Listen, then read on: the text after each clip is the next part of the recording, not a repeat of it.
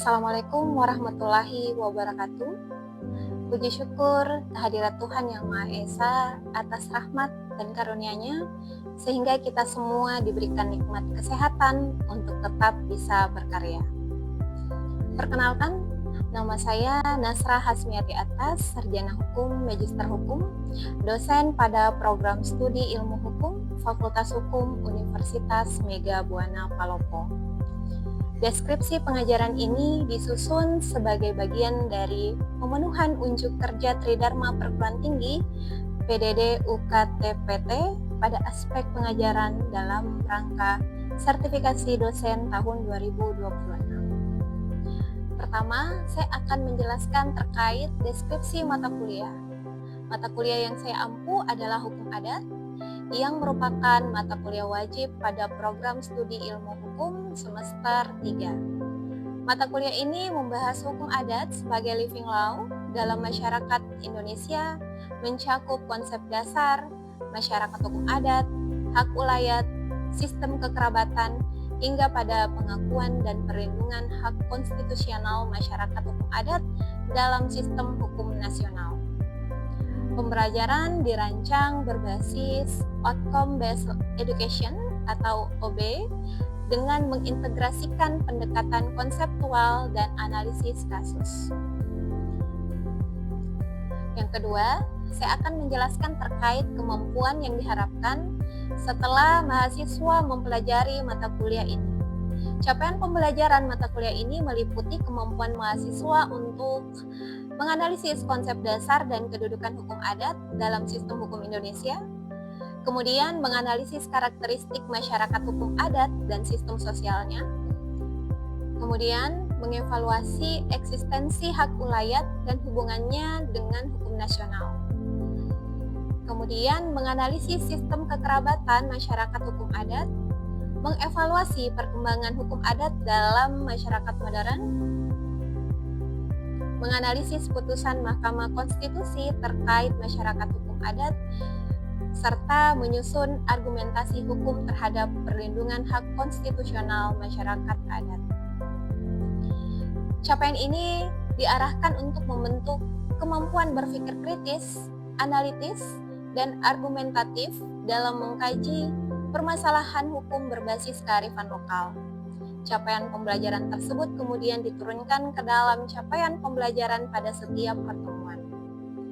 Pada pertemuan ketujuh, kemampuan yang diharapkan adalah mahasiswa mampu menganalisis bentuk pengakuan dari masyarakat hukum adat dalam sistem hukum formal berdasarkan dengan Undang-Undang Dasar 1945, peraturan perundang-undangan dan putusan Mahkamah Konstitusi, serta mengkaji implementasinya dalam praktik.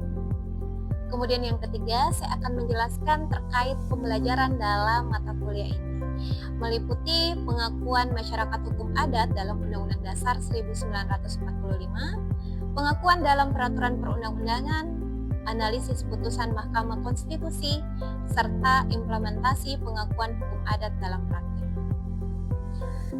Selanjutnya, pembelajaran ini dilaksanakan dengan pendekatan Student Centered Learning atau SCL berbasis OB atau Outcome Based Education.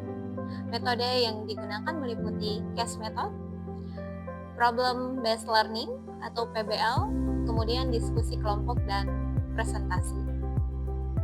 Penilaian pembelajaran dilaksanakan secara komprehensif dan berkelanjutan dengan mengacu pada capaian pembelajaran mata kuliah atau CPMK. Komponen penilaian terdiri atas kehadiran dan partisipasi aktif mahasiswa dan diskusi, kemudian tugas dan kuis, persentase atau proyek mandiri, ujian tengah semester, dan ujian akhir semester. Keseluruhan bobot ini ada 100%. Selanjutnya akan ditampilkan cuplikan proses pembelajaran yang telah dilaksanakan di dalam kelas. Selamat menyaksikan. Assalamualaikum warahmatullahi wabarakatuh. Waalaikumsalam warahmatullahi wabarakatuh. Selamat siang rekan-rekan sekalian. Siang, Bu. Sehat jika semua? Sehat. Pernah dengar istilah ini tidak? Ubi Societas Ibius. Pernah, Bu. Pernah. Maknanya ini adalah di mana ada masyarakat, di situ ada Mungkin ini terdengar amat sangat sederhana ya, tapi ini memiliki makna yang cukup banyak, di mana mahasiswa diharapkan bahwa mereka tidak hanya memahami hukum ini secara teks saja, tapi mampu mengenal hukum di masyarakat. Ya, baik. Kita masuk di pertemuan ke-7 ya, pada mata kuliah hukum adat ini. Materinya saya sudah bagikan ya, di platform Edlinknya. Silahkan, boleh rekan-rekan lihat.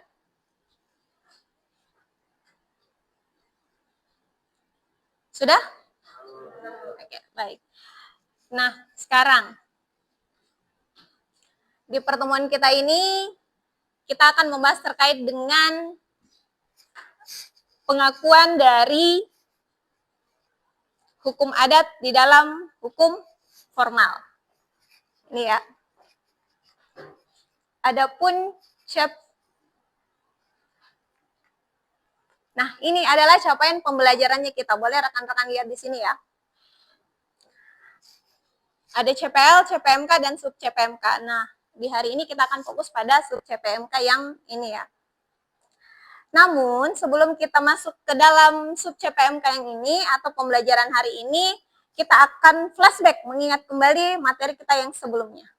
Ada yang ingat materi kita sebelumnya terkait tentang apa? Sistem kekerabatan masyarakat hukum. Apa saja itu sistem masyarakat hukum adat?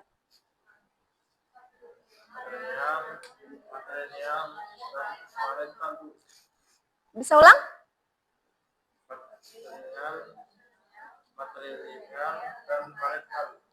Patrilineal, matrilineal, dan parental. Patrilineal itu apa?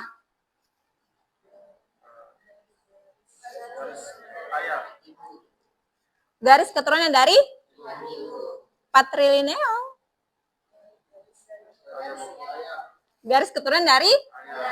Kalau matrilineal? Terus kemudian apa yang terakhir? Parental. Kalau parental dari mana? Kedua orang tua. Nah, di sini bisa kita lihat ya bahwa gambaran dari masyarakat hukum adat ini mereka ini terstruktur secara kekeluargaan. Namun tidak hanya di situ. Bahwa masyarakat hukum adat ini terstruktur di dalam bidang sosialnya. Nah, untuk itulah kita akan mempelajari terkait dengan pengakuan hukum adat di dalam hukum formal. Kira-kira kalau saya tanya seperti ini. Masyarakat hukum adat ini memiliki aturannya, memiliki sistemnya.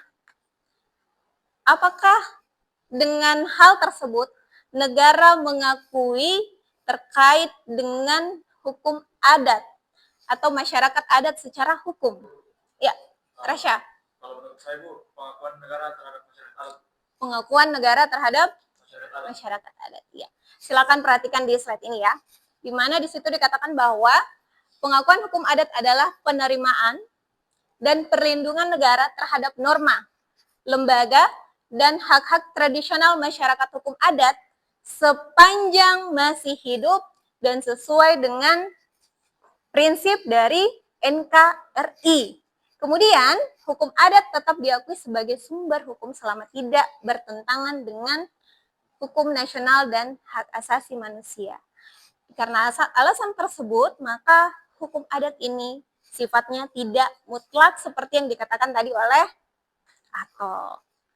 Nah, boleh rekan-rekan lihat ya pada slide di depan. Di sini dikatakan bahwa Pasal 18B ayat 2 Undang-Undang Dasar 1945 ini memberikan pengakuan terhadap masyarakat hukum adat beserta dengan hak-hak tradisionalnya sepanjang masih hidup dan sesuai dengan perkembangan masyarakat, prinsip negara Republik Indonesia. Ya. Mengapa pengakuan tersebut tidak diberikan secara mutlak? Kenapa pengakuan tersebut tidak diberikan secara mutlak? Ada yang mau bantu jawab? Karena pengakuan itu bersifat bersyarat. Pengakuan bersifat bersyarat. Negara harus memastikan bahwa masyarakat adat itu tetap masih hidup Oke. sesuai dengan perkembangan masyarakat, Mm-mm. serta tidak bertentangan dengan nilai prinsip negara hukum dan hak asasi manusia. Oke, baik. Jadi kalau pertanyaannya adalah kenapa sifatnya tidak mutlak? Nah, jawabannya ada di sini pasal 18B dan apa yang dijelaskan oleh temannya tadi bahwa negara itu harus memberikan kepastian dulu terkait dengan masyarakat hukum adat ini masih adakah, masih hidupkah atau sudah tidak. Dan dia tidak boleh bertentangan dengan konstitusi atau dasar negara kita sendiri. Nah, selain landasan konstitusi ini merupakan bentuk dari pengakuan-pengakuan terkait hukum adat. Dapat rekan-rekan lihat, ada di Undang-Undang Pokok Agraria nomor 5 tahun 1960, kemudian undang-undang terkait dengan lingkungan, ada juga terkait dengan desa adat. Satu lagi, Undang-Undang nomor 41 tahun 1999, di mana di situ terkait dengan hak masyarakat hukum adat atas hutan adat. Selain itu, ini juga masih dasar pokoknya ya, putusan Mahkamah Konstitusi terkait dengan hukum adat. Nah, kita bisa lihat di slide-nya ini adalah putusan MK terkait hukum adat ya, di mana MK ini mengeluarkan keputusan nomor 35 garing PUU garis datar X garing 2012 terkait dengan hukum adat. Di sini dinyatakan bahwa hutan adat bukan lagi hutan negara. Hutan adat bukan lagi hutan negara. Namun kemudian timbul pertanyaan, apakah hal tersebut telah menyelesaikan persoalan di lingkup hukum adat? Belum. Kenapa saudara katakan belum? Karena faktanya kan masih banyak yang terjadi di masyarakat kasus ini. Masih banyak ya. Berarti ini menjadi tantangan bagi pemerintah. Padahal jika dilihat implikasi pengakuan hukum adat ini cukup kuat. Bisa rekan-rekan lihat di dalam slide ini ya, ada beberapa faktor yang menjadi pendukung bahwa implikasi terkait aturan tersebut kuat. Nah, untuk memahami bagaimana hukum itu bekerja dalam realitas, maka silahkan rekan-rekan lihat slide berikutnya ya, terkait dengan contoh kasus ini. Ini merupakan hasil penelitian saya pada masyarakat Rongkong. Di sini terlihat bahwa hukum adat masih hidup dan berfungsi nyata dalam pengelolaan lingkungan. Di sini juga terdapat pembagian zona ruang, pengaturan pemanfaatan sumber daya melalui norma adat, serta prinsip zero burning sebagai bentuk mitigasi bencana. Nah, dari sini ini sudah menunjukkan bahwa hukum adat bukan hanya tradisi, tetapi merupakan sistem pengelolaan lingkungan yang efektif.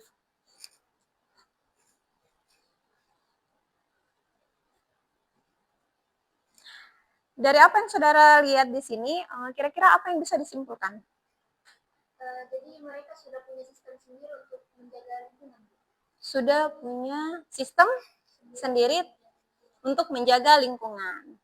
Atau dalam istilah akademik disebut sebagai environmental governance berbasis komunitas. Ya, meskipun masyarakat adat ini memiliki sistem sendiri dalam menjaga atau mengelola lingkungan, namun dalam praktiknya masih muncul berbagai permasalahan. Terjadi konflik antara akibat tumpang tindihnya antara wilayah adat dengan hutan negara, kemudian juga proses pengakuan juga sering mengalami kebuntuan birokrasi, dan yang menarik, ada paradoks yang muncul di tingkat global bahwa masyarakat adat ini diakui sebagai penjaga lingkungan, tetapi di tingkat lokal justru menghadapi ketidakpastian hukum. Nah, menurut saudara, dalam kondisi seperti ini, apakah permasalahan utamanya terletak pada lemahnya norma atau justru pada implementasi di dalam praktiknya? Iya, silakan. Jadi menurut saya secara normatif aturan yang sudah ada sebenarnya sudah cukup kuat Bu. peraturan konstitusi dan juga berbagai peraturan perundang-undangan. Namun secara implementasi, namun masalah utamanya ada pada implementasinya yang memang belum konsisten, sehingga secara norma hukum tidak secara efektif memberikan perlindungan kepada masyarakat adat. Oke, baik.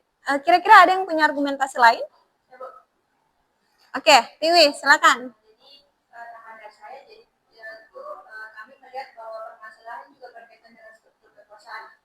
Jadi di mana negara masih dominan dalam pembentukan kebijakan, sehingga masyarakat adat belum memiliki posisi yang setara dalam proses pengambilan keputusan, terutama juga terkait dengan pengelolaan sumber daya alam.